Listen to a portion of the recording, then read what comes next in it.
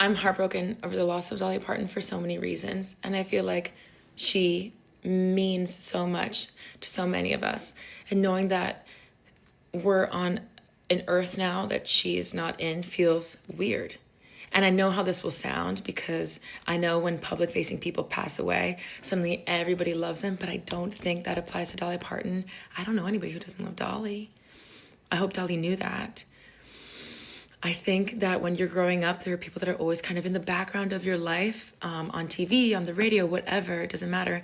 And she was one of those familiar faces, but I think that she was one of our safe faces.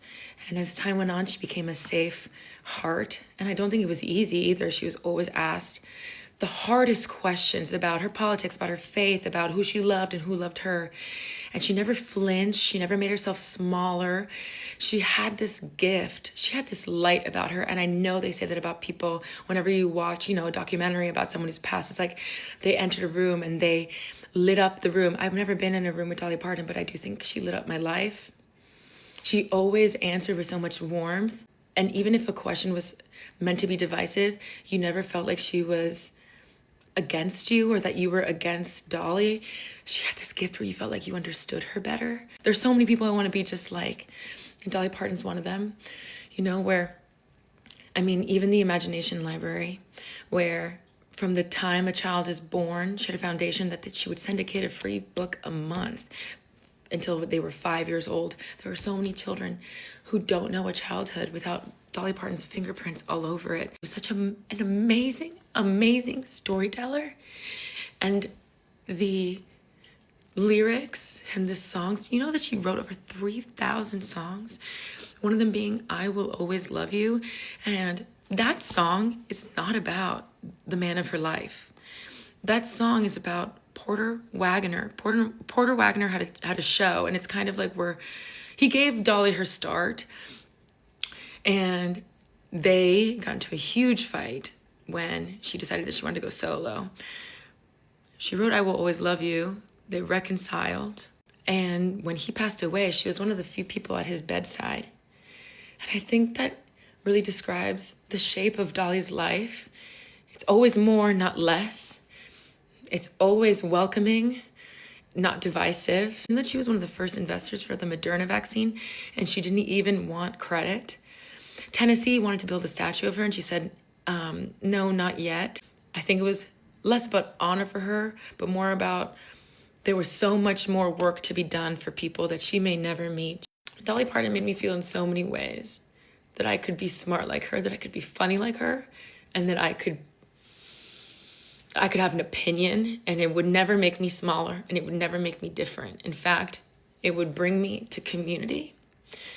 And her investment and energy that she put into community is what I hope she's always remembered for. I know that one day I'll be in the car with my kids, God willing, and her song will come up, and I'll say, do you know who's singing that? That's Dolly Parton. She was amazing. I had to say, Dolly, you've got a wig and you're doing the thing and the wool and, come on, it's hot. Shine a little, But just say, I'm hot, this is a drag. No. And she said, I remember we were sitting on the porch. Do you remember this? We were sitting on the porch and she said to me, when I was a little girl, I wanted to be famous and I wanted to be rich, and now I'm both those things. I'm not going to complain about it. And I thought, okay, I'm going to be quiet for the rest of the day. It was such, and the way she said it, and I didn't really do it her way, or else it'll choke me up. But it was this thing that I never forgotten. And then every time I go to complain or just kind of moan, I always hear Dolly sitting on the porch and saying, Dolly, how long does it take for you to do your hair? I wouldn't know. I'm never there. The question is, if you could tell teenagers of America today one thing, whether it be advice or something of support, what would it be? I would say, act like it's raining every day and wear your rubbers.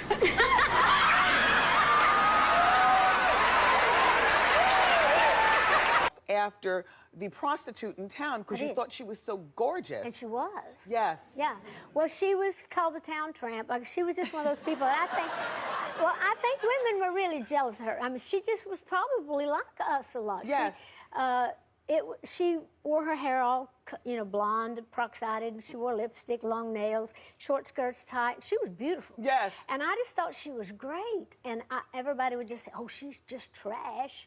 And I thought, that's what I'm going to be when I grow up. Yes. I thought that meant the way she looked. Yes. I think of hillbillies, am I thinking of your kind of people? I think you probably are. The people that grew up where I was were the ones that you would consider the little Abner people, Daisy Mae and that sort of thing. They took that kind of thing from people like us, but we were very proud people with a lot of class. It was country class, but it was a great deal of class, and most of my people were not that educated, but they are very, very intelligent. Good common sense, horse sense, we called it. Dolly, you said, and maybe you were talking about when you were a kid, you said, I felt that I never belonged. I felt I was always different.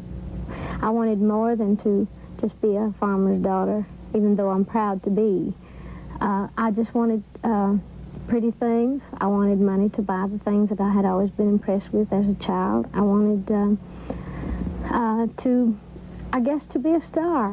Dolly, did you look like this when you were a kid?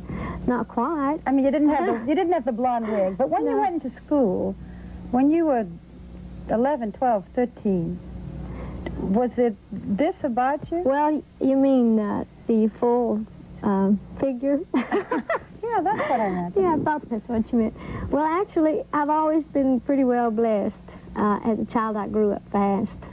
Other members of my family, have done the same. You're very beautiful. You don't have to wear the blonde wigs. You don't have to wear the extreme clothes, right? No, it's certainly a choice. I don't like to be like everybody else. I've often made this statement that I would never stoop so low as to be fashionable. That's the easiest thing in the world to do. I'm very real where it counts, and that's inside, and as far as my outlook on life and the way I care about people and the way I care about myself and the things that I care about. But I just chose to do this, and show business is a money-making joke, and I've just always liked telling jokes, But do you ever feel that you're a joke, that people make fun of you? Oh, I know they make fun of me, but actually all these years the people, has thought the joke was on me, but it's actually been on the public. I know exactly what I'm doing, and I can change it at any time. I make more jokes about myself than anybody, because I enjoy it. I know, like I say, I am sure of myself as a person. I'm sure of my talent. And to me, and I'm sure of my love and for life and that sort of thing. I'm very content. I like the kind of person that I am. So I can afford to piddle around and diddle around with makeups and clothes and stuff because I am secure with myself. I have a little rhythm that we can do with these acrylic nails. Can you do that? Yep. Oh, good. You want to play a little song for them? Get up close to your microphone. We're mic'd right down in here. Get up close to it. Okay. That's cute. Can you hear that? See, we did plan this, but we didn't know how it was going to sound. Well, we were Sounds planning real to see if cute. we could do something like, Mama, little children love shortening, shortening. Mama, little children love shortening bread. Mama, little children love shortening, shortening. Mama, little children love shortening bread.